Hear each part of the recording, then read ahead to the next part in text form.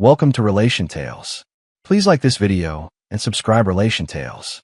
We're grateful for each and every one of you. Let us know where in the world you're tuning in from. We'd love to hear from you in the comments. Let's begin. They say you can tell when something in your marriage starts to die, not by a fight, but by silence. That quiet space between two people who used to talk about everything. That's exactly how it began for me and Claire Hayes. We weren't a perfect couple, but we used to be a real one. Early mornings with coffee by the window, inside jokes over burnt pancakes, and long road trips where she'd sing off-key and I'd pretend to hate it. It wasn't glamorous, but it was ours. Then her promotion came, the job she had always dreamed about. "It's a huge step, Michael," she said, her eyes shining. More responsibility, more visibility, and finally, recognition. I was proud of her. I really was. But somewhere between late-night meetings, client dinners, and business trips, the version of her I loved started fading. The woman who once couldn't wait to tell me about her day suddenly had nothing to say.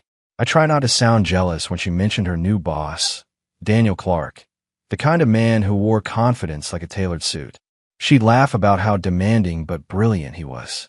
And I told myself to be mature, to trust her, until trust stopped feeling mutual. Claire began guarding her phone. Her laughter turned into whispers. The hugs became one-armed and distracted. I'd lie awake listening to her shower at midnight, scrolling through her phone when she thought I was asleep. And through it all, I convinced myself it was just stress. That's the thing about denial. It's the softest kind of self-destruction. That evening, I came home early from work. The house was quiet, too quiet. Her shoes were gone from the hallway. Dinner untouched. I opened the fridge and saw a bottle of white wine she'd promised we'd open together. It was still sealed. I sat on the couch, absently scrolling through my phone when her message came in. "Running late. Big work dinner tonight. Don't wait up." I stared at it. Read it twice. The words looked routine, but they had that distant chill to them, like someone saying goodbye without saying it. Still, I typed back, "All right, don't overwork yourself." And then fate did what I didn't have the courage to do. It stepped in. A message popped up, this time from Samantha Clark, Daniel's wife. She wasn't a close friend, but we'd shared polite conversations at company events. Her text was short, almost casual. "Hey, is Claire home yet? Daniel just came back. Apparently the dinner was canceled last minute." The world around me went still. The TV, the clock, even my own breathing seemed to pause. I read it again. Canceled last minute. Something inside me snapped into clarity. The kind of clarity you get when your heart stops making excuses for someone who's already left you emotionally.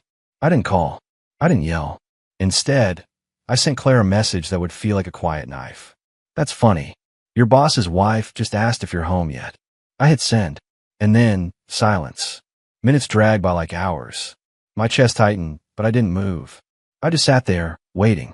10 minutes later, I heard the familiar hum of her car pulling into the driveway. The sound of her heels clicked across the porch like the rhythm of guilt. When the door opened, Claire looked ghostly. Her lipstick was smudged, hair slightly tousled, eyes wide as if she'd seen something she shouldn't have. "Traffic was insane," she murmured, hanging her coat, voice trembling just enough to sound rehearsed. I looked up from my phone. "Really?" I said calmly. "Because I just talked to Daniel's wife. She said there wasn't any dinner tonight." The color drained from her face. For a split second, she looked like she'd stopped breathing. Then came the smallest, most fragile laugh. "Michael, are you serious?" It must have been rescheduled. Maybe she got it wrong. But I could tell she knew the lie was already dead. Her voice broke. Her eyes flickered, searching for a lifeline that wasn't there. I didn't yell. I didn't accuse. I just stood there, my silence heavier than any insult could have been. Because in that silence, she knew what I knew. Something sacred between us had ended, and neither of us could pretend otherwise anymore. That was the night I decided. If she thought she could play games behind my back, I'd make sure the final move was mine. The next morning, Claire acted like nothing had happened. She moved around the kitchen in her usual rhythm, grinding coffee, scrolling through her phone, humming under her breath.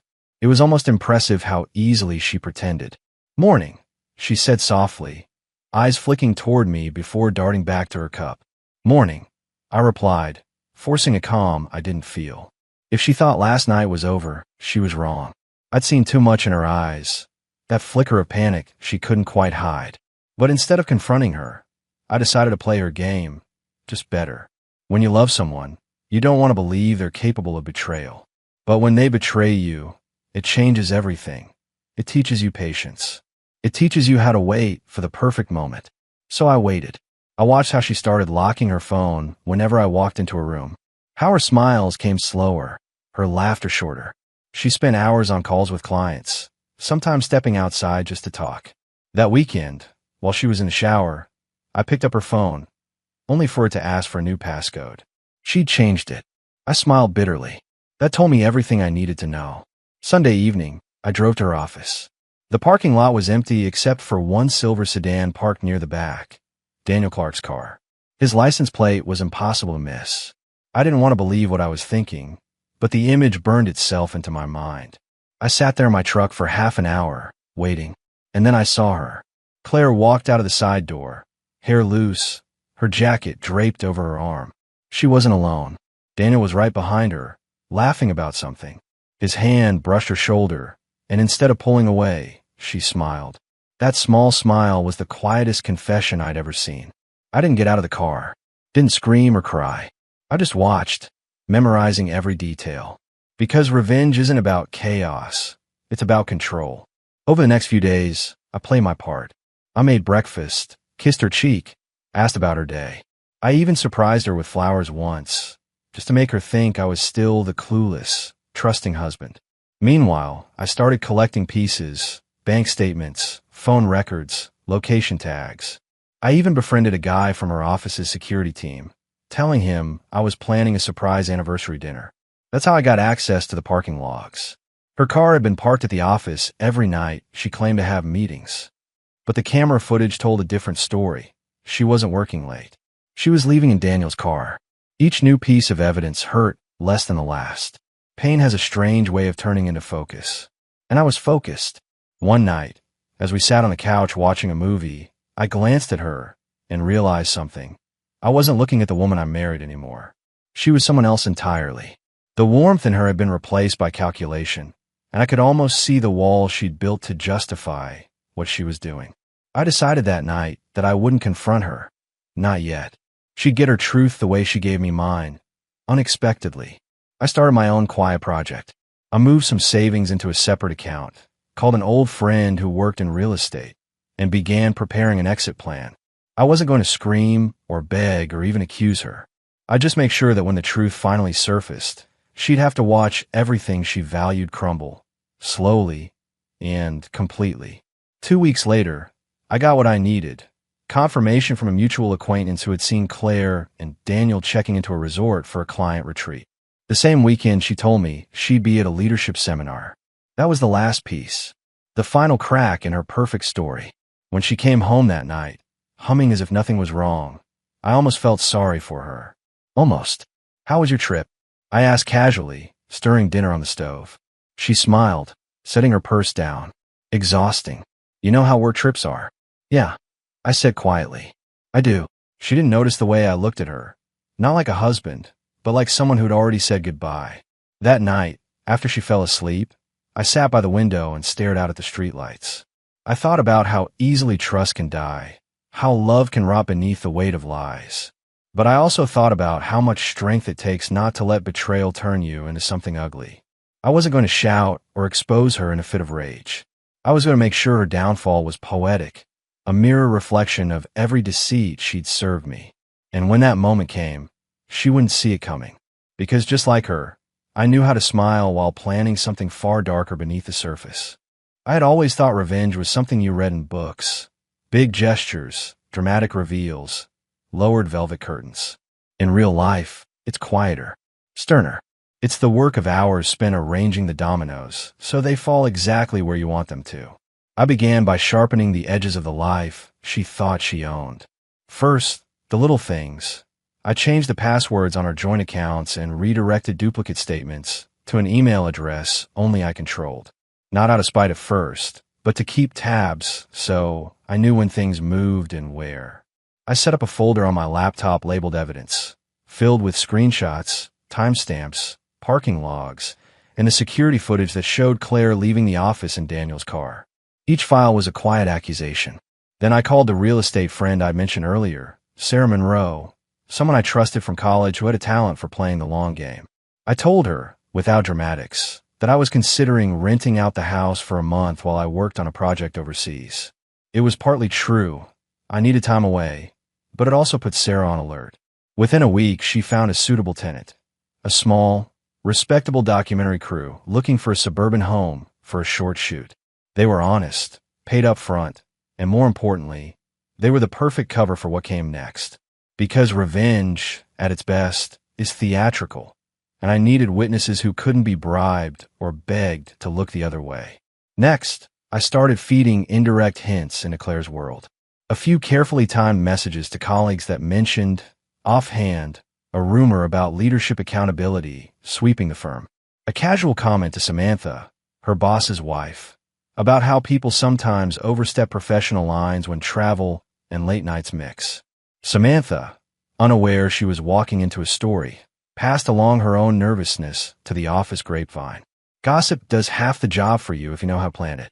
During the day, I kept playing the part of the loving, unsuspecting husband.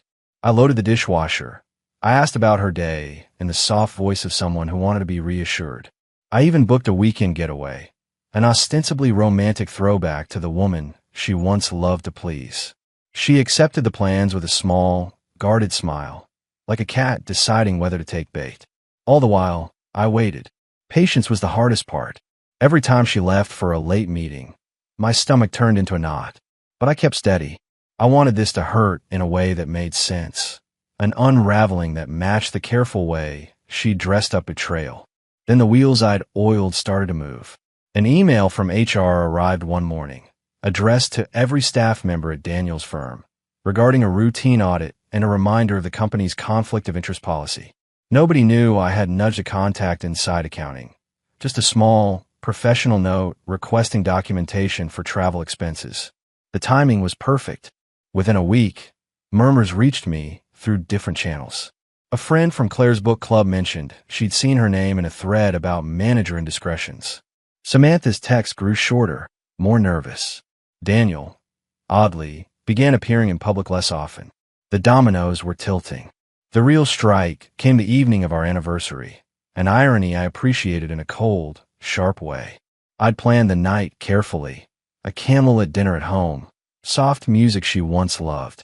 Midway through our second course, a knock came to the front door. I opened it to find two men in plain suits. No badges, no theatrics, just polite firmness. They introduced themselves as auditors from a consulting firm working under contract for Daniel's company. Their timing could not have been more deliberate. Claire's fork clattered on the plate. Her face drained to a shade I only ever saw in bad dreams. "What? Who are they?" she managed, voice small, betraying the panic behind her practiced composure. "Good evening," one of them said, stepping inside with a business card. "We're following up on a few expense reports submitted last quarter. Do you mind if we ask a few questions?" For a split second, my living room felt like a stage lit for a play I'd already scripted. Claire's mouth opened and closed. She reached for 100 explanations, work deadlines, clerical errors, mixed up calendars, but they fell like wet paper. The auditors were professional and unsentimental. They asked for receipts, travel logs, and details of any accommodations provided on behalf of the company. I watched as the facade she'd built with whispered lies began to break under clinical interrogation. She stammered, then searched for the answers on her phone, which she now kept in her coat pocket like a talisman. But the auditors had documents, dates, and photos, tiny, factual things that don't care about desperation. When they asked her about a particular weekend at a riverside resort, she hesitated, and then tried to produce an expense report that matched her version. It didn't. Her story cracked. I felt no joy when she faltered, only a hard, steady satisfaction, like a carpenter finally seeing a joint align after hours of precise work. She stared at me then, eyes wide, the old vulnerability bleeding through the armor. "Michael," she whispered, as if placing my name in that fragile space might summon mercy. I said nothing. Words would have cheapened the moment. Instead, I let the silence do the work I'd been preparing for. Outside, in the quiet street, the documentary crew's van idled with lights off. Witnesses who would later corroborate comings and goings, who would verify details she couldn't undo. Inside, the auditors continued, methodically unspooling evidence. Claire's breath hitched. Daniel's name came up, and with it, the inevitable question of impropriety. That night, her carefully curated life began to unravel like a sweater pulled at the wrong loop. The betrayal she'd buried under late-night excuses and secret smiles had nowhere left to hide. As the auditors packed their folders and left, Claire sank into a chair and looked at me with a mixture of fear and pleading. "Please," she said, "not to me, but to the empty room. Please don't." I stepped forward, not with vindictiveness, but with a cold resolve born of every small betrayal I'd witnessed. "I won't humiliate you," I told her, voice steady. "I will, however, make sure the truth is seen." She understood then, not how far I'd planned, but that I had planned. And in her eyes, the last of that indifferent mask fell away, leaving only the wobbling, terrified shape of the woman who'd made a choice she now regretted. Revenge, I realized as I stood there in the aftermath, is not a scream. It's a mirror. And that night, Claire finally had a look at her reflection. Morning sunlight bled through the curtains, soft but cruel. The house felt hollow, as if all the laughter and love that once filled it had slipped through the cracks overnight. Claire sat at the kitchen table in her robe, her hands wrapped around a mug she hadn't touched. She looked smaller somehow, like guilt had taken inches off her. I poured myself coffee without speaking. The sound of liquid hitting the cup filled the silence between us.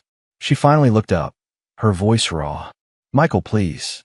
I never meant for it to get this far." I leaned on the counter, arms crossed. "You didn't mean to get caught, Claire. There's a difference." Her eyes shimmered with tears that, once upon a time, would have broken me. Not anymore. I'd already done my crying. In the quiet hours when I pieced together her lies and realized how easily love can become blindness. "I was lonely," she said weakly. "You were always working. You barely looked at me." I let out a low laugh. Humorless, sharp. "You don't get to rewrite the story now. I was working for us, Claire. For the house you wanted, the vacations you planned, but never had time for. And while I was doing that, you were building something with another man behind my back." She dropped her gaze. "I made a mistake." "No," I said quietly. "You made a choice." The truth lingered like smoke. She tried again, reaching across the table, fingers trembling. "Can we fix this? Please. I'll quit my job. I'll do anything." I stepped back, shaking my head. "You don't get to decide that anymore." Then I slid a manila folder across the counter toward her.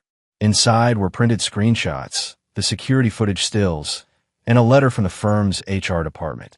Formal notification of an internal investigation involving her and Daniel. She looked at me, confusion giving way to realization. You sent this." "I didn't have to," I said.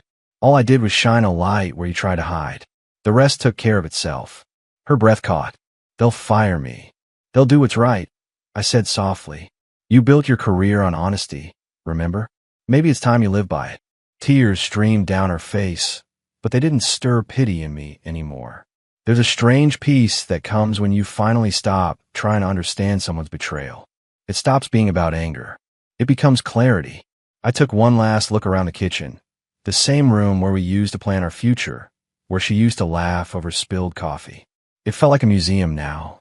"I signed the papers," I said, sliding a second envelope across the counter. "You'll find everything's fair. You keep the house. I'll take what I brought in." She stared at the envelope like it was a weapon. "You're leaving?" "I already left," I said, turning toward the door. "Last night was just the paperwork." She stood, shaking. "Michael, please don't do this. We can start over." I paused by the doorway, my hand resting on the frame. "You started over the moment you lied to me. I'm just finishing what you began." The door clicked shut behind me with a quiet finality that echoed louder than any argument we'd ever had. Outside, the air was cool and clean. For the first time in months, I could breathe. The weight that had been sitting on my chest lifted, replaced by something simpler, freedom. As I walked down the driveway, I looked back once and saw her through the kitchen window, shoulders hunched, face buried in her hands. It wasn't triumph I felt, just a deep, quiet understanding that some endings aren't meant to be loud. Sometimes, justice doesn't need an audience. It just needs closure. And that morning, I finally had mine.